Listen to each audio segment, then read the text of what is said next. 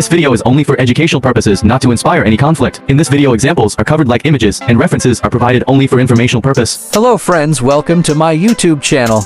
So today in this video we are going to see firearms from different countries. Let's begin.